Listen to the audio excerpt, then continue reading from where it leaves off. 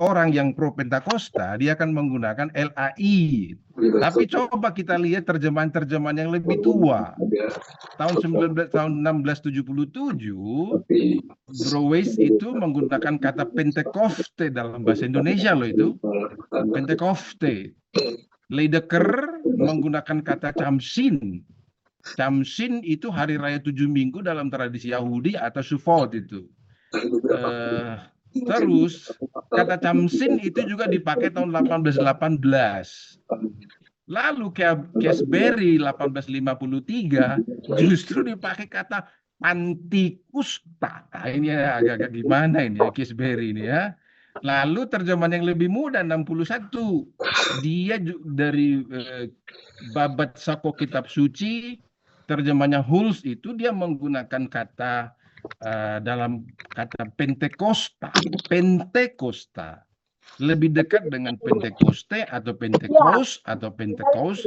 Jadi bukan juga Pentakosta, juga bukan Pantekosta. Saya bukan ahli bahasa munsi dalam istilah studi Islam.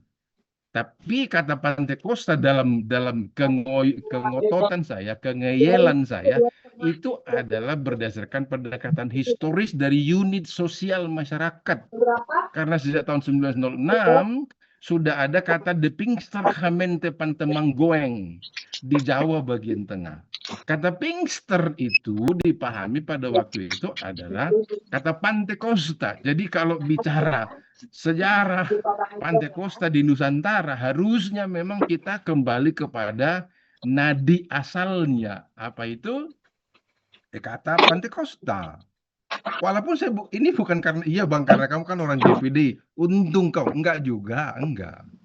Jadi ini memang sejarah asalinya ya.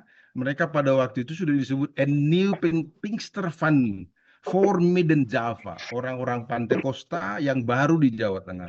Mereka disebut Pinkster Bruder. Pinkster Bruder itu orang-orang yang berkitah, bersemangat. Pokoknya semangat menginjil untuk membawa orang-orang Muslim dan Jawa tradisional kepada Kristus. In the name van Jesus. Tahun 1906 sudah ada istilah itu. Maka kalau ada di GPDI misalnya atau gereja lain yang berdoa yaitu di dalam nama Yesus, karena terjemahan Pinkster in the name van Jesus. Jadi Pantekosta itu teologinya bukan oneness, bukan Jesus only, nggak ada kaitannya dengan itu, ya, nggak ada kaitannya. Karena konteksnya berbeda di Amerika dengan ada di Indonesia.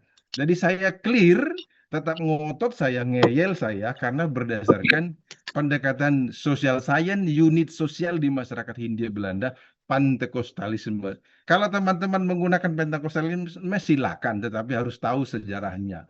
Bukan karena ayat Alkitab. Karena bahasa Yunaninya juga kata menggunakan kata Pentekos. Harusnya kan jangan pakai Pentakosta dong, Pentekos kalau betul-betul menurut bahasa Yunani. Itu clear, saya harus bilang ini supaya teman-teman memahami dengan jelas. Nah, jadi sudah ada kata Pentekosta. Teologi orang Pentakosta itu disebut dengan dalam bahasa Belanda dengan Jesus Christus alleen. Artinya Yesus itu untuk semua orang. Beda dengan Jesus only. Ini beda-beda terminologi ya, karena dipahami dalam Ibrani 13:8, Yesus tak berubah dahulu, sekarang, dan selamanya. Yang berubah kan pendapatan kita, jumlah rekening kita. Itu yang berubah, token listrik di rumah, tapi Yesus tak berubah. Ada bahasa Belanda, Jesus Christus dezelfde gisteren, heden, in der eeuwigheid. Itu bahasa Belandanya seperti itu ya, kira-kira gitulah lafalnya, pronounsnya. Jadi itu semangatnya memberitakan Kristus Yesus untuk semua orang. Jesus Kristus alleen. Alleen itu bahasanya. Nah, yang membedakan Pentakosta, saya pikir ini saya sederhanakan saja, saya cepatkan saja. Dia memang lahir dalam konteks geopolitik. Sekarang Pentakosta yang kita bicarakan lahir dalam konteks AI atau digital era. Maka nanti di sini yang di sini dia yang kaum muda yang lebih menjadi sorotan. Orang-orang tua sudahlah. Jangankan AI, buka YouTube aja dia nggak bisa dia kan. Seperti DSTT ada juga orang tua yang ikut kuliah ngan mute aja dia belum bisa lancar dia gitu kan. Itu gampangnya. Jadi ini eksis di tengah-tengah mayoritas Islam, berbeda dengan konteks Amerika, berbeda dengan konteks yang lain. Maka Pentekostalisme di Indonesia sebetulnya bisa dijadikan pembahasan yang sangat distintif karena jumlah masyarakatnya. Terus teologi Pantekosta itu adalah sesuatu yang menurutku menarik karena dia apa ya? Saya di sini deh dekat dengan semua orang, memberikan penghibur. Gampangnya gini, teologinya itu teologi sederhana. Maka nanti teman-teman yang di AI, di YouTube kan, di Reel kan itu penjelasan-penjelasan soal khotbah-khotbah, Izin ajaran-ajaran Pak, Pentakosta. Ya, 1 menit lagi ya. oke. Yang sangat tidak akademik.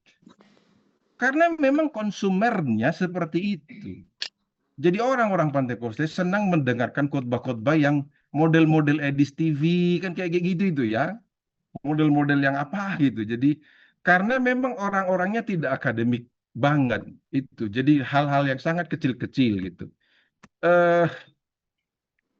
Saya pikir itu bagian-bagian yang penting untuk dipahami dari kenapa aku tidak bisa keluar dari sini. Oke. Jadi di era digital itu orang-orang Pantai Koste itu kebingungan menurut saya. Kenapa? Ini yang menjadi pokok penjelasannya karena ada banyak aktor-aktor menggunakan AI untuk membajak ajaran Pentakosta itu misalnya.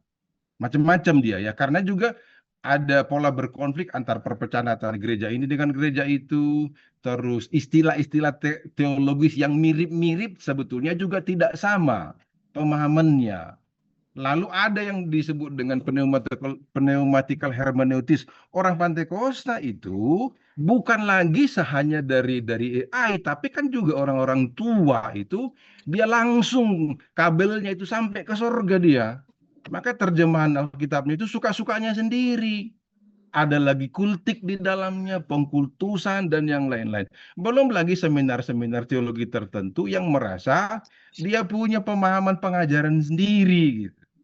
Nah, ini di era digital ini dengan teknologi AI membingungkan banyak orang mana yang benar.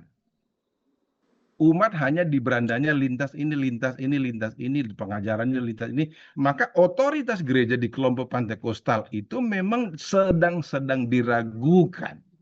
Oleh karena pola berkonflik antara gereja ini dengan gereja itu karena mereka sama-sama mengatakan ini Illuminati. Karena seperti Pak Joni tadi bilang, iluminasi dari roh. Kita punya yang namanya pneumatical hermeneutis, langsung punya pewahyuan baru. Karena ayatnya ada.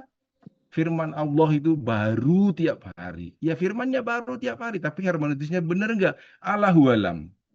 Yang berikutnya adalah tidak semua para ilmuwan, teolog, jawara-jawara di panggung media sosial itu saya bisa bertanggung jawab mengatakan ini sampai mengakses sumber-sumber teologi primer dari kelompok-kelompok Pantekostal sejak era Hindia Belanda.